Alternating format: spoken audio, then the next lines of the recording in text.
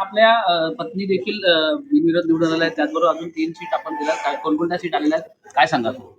प्रभाग क्रमांक 18 मध्ये जयश्री फाटक, सुगदा मोरे आणि राम रोपळे हे बिनविरोध झालेले आहेत. आणि खरोखरच मी सर्व ज्या अपक्ष उमेदवारांनी फॉर्म भरले होते त्यांनी आमच्यावर विश्वास ठेवून आणि सन्माननीय शिंदे साहेबांवरती विश्वास ठेवून मागे घेतल्याबद्दल मनापासून त्यांचं पण मनापासून अभिनंदन. आमच्या या 18 मधील सर्व जनतेचं मनापासून म्हणजे हा त्यांचा विजय आहे. सर, अजून कोणकोणत्या सीटवरती ठाण्यामध्ये माघार घेण्याची प्रक्रिया सुरू आहे आणि काय वाटतं किती साधारणपणे माघार होतील? नाही, सन्माननीय आमचे नेते शिंदे साहेबांच्या नेतृत्वाखाली ठाणे महानगरपालिकेची महायुतीची सन्माननीय महाराष्ट्राचे मुख्यमंत्री देवेंद्र फडणवीस यांच्या नेतृत्वाखाली महायुतीची इलेक्शन चालू आहे. आणि मला वाटतं जास्तीत जास्त ठाणे महानगरपालिकेच्या माध्यमातून 3, 3:30, 4 वाजेपर्यंत मला हा 10च्या पुढे आकड्याला गेलेला दिसेल असं मला वाटतं. सर्वप्रथम शब्द नाहीये बोलण्यासाठी, तरी सुद्धा हा माझा विजय नसून हा महायुतीचा विजय. मी प्रथम आपले महाराष्ट्राचे मुख्यमंत्री उपमुख्यमंत्री त्यांनी जी मला महायुतीचे उमेदवार दिला आणि त्यांचं मी जे आज त्यांची प्रतिष्ठा ठेवली त्याच्याबद्दल त्यांचं मी खूप आभारी आणि धन्यवाद आहे. या तुमच्याच बरोबर आपल्या पॅनलमध्ये आणखी काही उमेदवार? हो,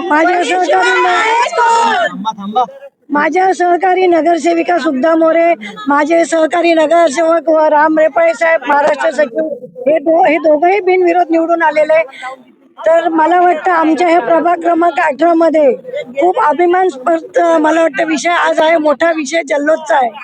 वहिनी, बिनविरोध मध्ये महिलांनीच मुसंडी मारलेली पाहायला मिळते. 4 महिला ज्या आहेत त्या बिनविरोध आलेल्या.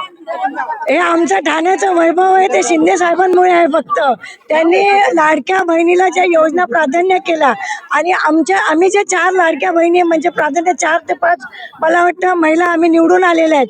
त्यात श्रेय आम्ही साहेबांना देणार, शिंदे साहेबांना, कारण त्यांनी लाडक्या बहिणींना जास्त करून त्यात निवडून आले आहेत.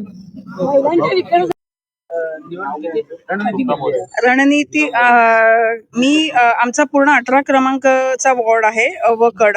मी क मधून उभी होते, ब मधून जयश्री रवींद्र फाटक उभ्या होत्या. आम्ही दोघी बिनविरोध आलेलो आहोत. माझ्याबद्दल म्हणायचं झालं तर माझ्या अगेन्स्ट एक अपक्ष होते आणि एक काँग्रेसचे उमेदवार होते. तर दोघांनी आज सकाळी माघार घेतली आणि त्यामुळे हा विजय आम्हाला प्राप्त झालेला आहे. आणि याच्या मागचं श्रेय म्हणजे 100% एकनाथ शिंदे साहेब, त्यांचा तर आम्हाला आशीर्वाद आणि त्यांचं तर योगदान आहेच.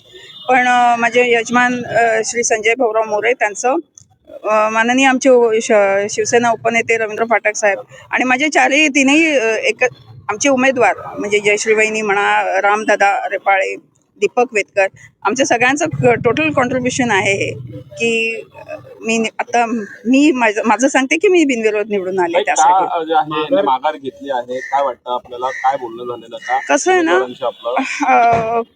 कुठल्या उमेदवारांशी नाही, कसं आहे ना, आता ऍक्च्युली आम्हाला 5 आणि +3 एक्स्ट्रा 8 इतर पक्षाचे कोणी उमेदवार वॉर्डात फिरकतच नव्हते. जे कुठलं काम, योजना असो किंवा काही कुठल्याही प्रकारचं काम असेल आमच्या ऑफिसमधून सतत व्हायचं. त्यामुळे नागरिकांचा सततचा संपर्क आमच्याशी होता.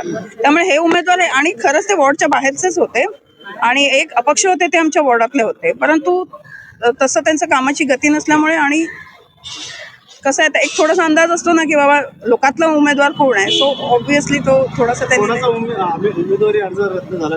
अपक्षाचा एक उमेदवारांचा रद्द झाला आणि एक काँग्रेस उमेदवाराचा, असे 2